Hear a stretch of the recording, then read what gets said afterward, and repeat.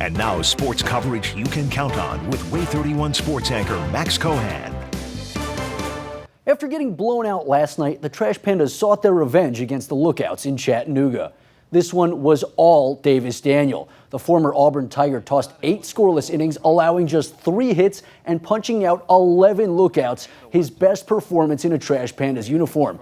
Daniel got some assistance at the plate as the Trash Pandas offense exploded for 14 runs, with 6 starters recording multi-hit games. Ray Patrick Ditter drove in 3 and Anthony Mulrine drove in 4 as Rocket City crushed Chattanooga 14-2.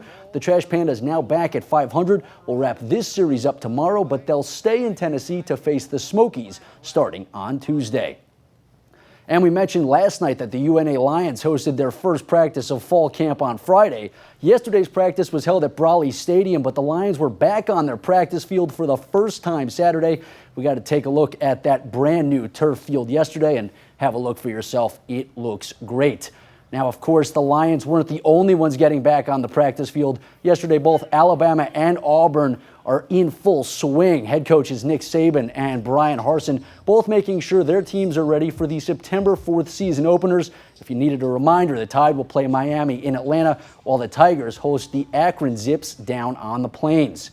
Of course, you've probably seen by now that the Tide had a special guest speaker Friday, MLB legend Alex Rodriguez, emphasizing the importance of time, feeling, and focus to this Alabama squad. Now, I'm not sure how much A-Rod knows about football, but the 2009 World Series champ is 4th all-time on Major League Baseball's home run list. It's a little bit interesting, though, that the namesake of Miami's baseball field is talking to the Tide, the first team on the Hurricanes' schedule. Now, the North Alabama War Dogs held a back-to-school drive at James Clemens High School this afternoon. In addition to collecting school supplies for local kids, the event featured an old school versus new school basketball game. You might recognize a few faces in there, including former Bob Jones and UAH baller Tanner Finley, and Hazel Green and UAB's Lewis Sullivan. After an exciting few weeks, the Tokyo Games are coming to an end. The closing ceremonies will be held early Sunday morning. As of this evening, the United States still ranks second behind China, but the U.S. is the only country that has surpassed the 100 medal total, with 108 captured as of 10 o'clock this evening. That'll do it for sports. Alex?